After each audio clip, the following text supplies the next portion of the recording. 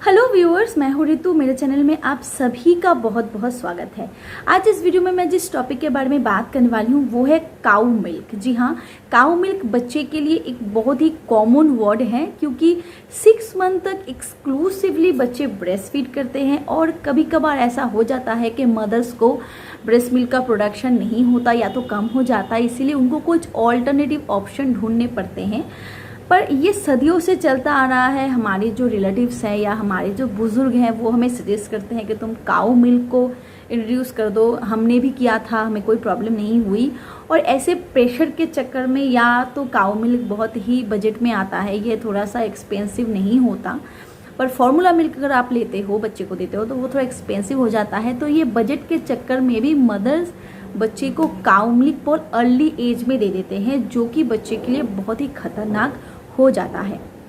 तो आज इस वीडियो में वही कवर करने वाली हूँ कि आपको काऊ मिल्क बच्चे को कब देना है, कैसे देना है, कितनी क्वांटिटी में देना है और काऊ मिल्क के फ़ायदे क्या क्या है।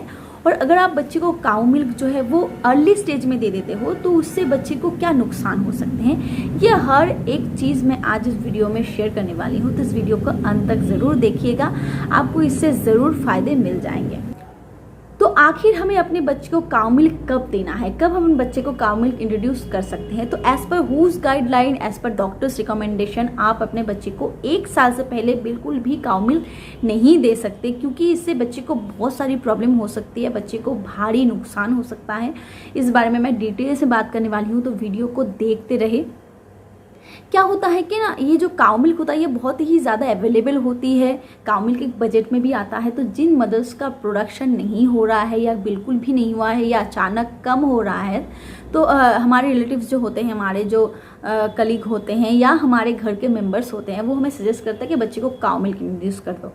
पर ये बिल्कुल भी सही नहीं होता। ब्रेस्ट मिल्क का जो न्यूट्रिशन है उसका ऑल्टरनेटिव ऑप्शन सिर्फ और सिर्फ फार्मूला मिल्क ही होता है। फार्मूला मिल्क को ऐसे ही बनाया गया है जो बच्चे के जो रिक्वायरमेंट है डेवलपमेंट के लिए उसको फुलफिल कर सके, वैसे ही उसमें न्यूट्रिशन डाला गया है।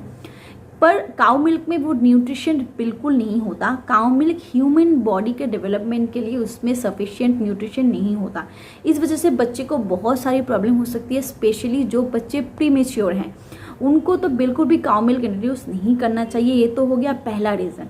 दूसरा जो रीज़न है वो है काऊ मिल्क में आयरन की मात्रा बहुत कम होती है और जो न्यूबॉर्न बेबी होते हैं उनके बॉडी में भी आयरन की जो स्टोरेज है वो बहुत कम होती है। इसमें और ब्रेस्ट मिल्क से बच्चे का जो आयरन का मतलब रिक्वायरमेंट होता है वो फुलफिल हो जाता है और 6 मंथ के बाद ये आयरन की जो रिक्वायरमेंट है वो बढ़ती जाती है। इसीलिए ही डॉक्टर्स कहते हैं कि 6 मंथ के बाद बच्चे को सॉलिड स्टार्ट कर देना चाहिए। जो आयरन रिच फूड हो उससे बच्चे को आयरन मिल जाती है।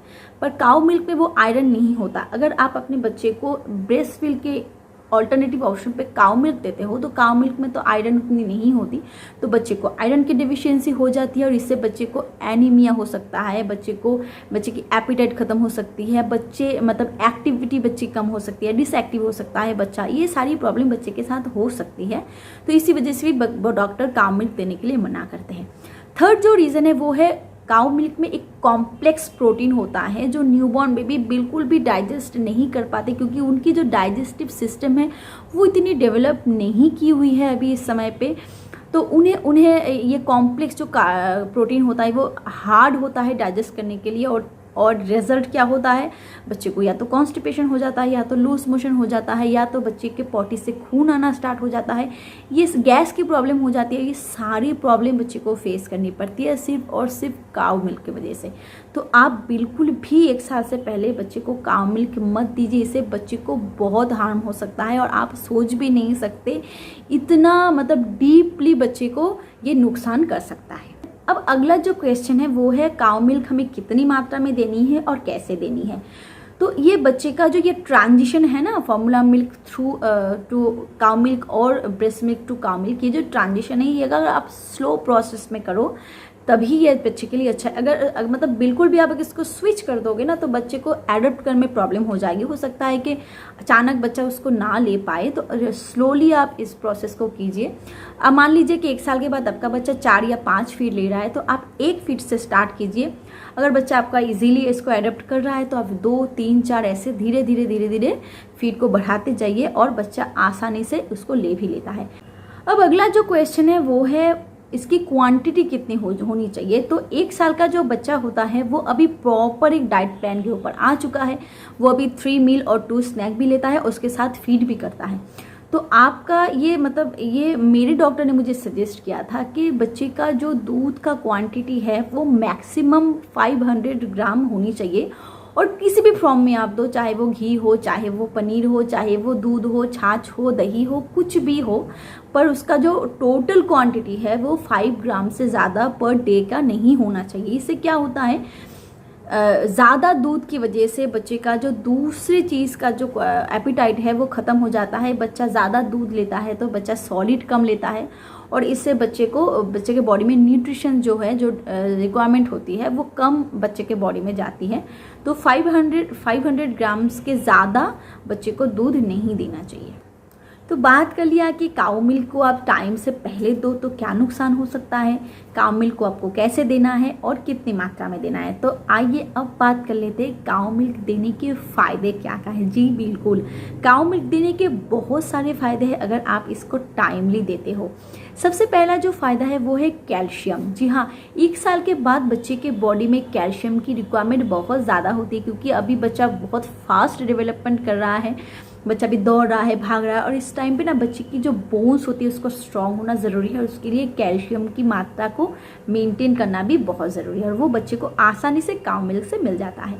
दूसरा जो रीज़न है काऊ मिल्क के, जो दूसरा जो फ़ायदा है वो है विटामिन डी। विटामिन डी काऊ मिल्क में भरपूर मात्रा में होता है। अब सनरेज से भी बच्चे को विटामिन डी दे सकते हो, पर अभी जो सिचुएशन है सनरेज में बहुत मतलब यूवी रे होता है, बहुत नुकसान करता है, फ़ायदे से ज़्यादा ये नुकसान करता है। तो ये सबसे अच्छा सोर्स है विटामिन डी का, वो है काऊ मिल्क। काऊ मिल्क में बीटा कैरोटीन होता है जो कि आइज डेवलपमेंट के लिए बहुत ही ज़रूरी होता है। बच्चे की आंखों की रोशनी तेज़ करने में ये बहुत ही ज़्यादा हेल्प करता है। काऊ मिल्क मेंटल डेवलपमेंट के लिए भी बहुत अच्छा है, बच्चे की स्किन के लिए बहुत अच्छा है। तो बहुत से फ़ायदे हैं। आप बच्चे को देखते हो कि बहुत से ऐसे मदर्स हैं जो बच्चे को चबी चबी बनाने के लिए, थोड़ा सा गोलू मुन्ना बनाने के लिए अर्ली स्टेज पे काऊ मिल्क को इंट्रोड्यूस कर देते हैं। तो ये ठीक नहीं है। चबी होना ही बच्चे की मतलब एक अच्छे ग्रोथ का साइन नहीं है। बच्चे का वो अच्छा वेट गेन होना एक हेल्दी बेबी का साइन होता है। तो इस चीज़ का आप ध्यान रखिए। काऊ मिल्क को 1 साल के बाद ही इंट्रोड्यूस कीजिए। इसको अच्छे से आप इसका जो ट्रांजिशन है वो स्लो प्रोसेस पे कीजिए। इसकी मात्रा को ठीक रखिए। ऐसा नहीं है कि आप दिन में 1 लीटर काऊ मिल्क बच्चे को दे देते हो तो बच्चा उससे स्वस्थ रहेगा, ऐसा नहीं है। इसकी क्वांटिटी आप मेंटेन कीजिए और इसके कई सारे फ़ायदे हैं जो आप अपने बच्चे में देख सकते हो। तो आई होप ये वीडियो आपके लिए हेल्पफुल होगी। अगर हेल्पफुल होता है तो इसे लाइक ज़रूर कीजिएगा। मेरे चैनल को सब्सक्राइब करना बिल्कुल मत भूलिएगा, क्योंकि मैं ऐसे ही वीडियोस अपने चैनल पे लाती रहती हूँ। Thank you so much for watching my video. Bye bye.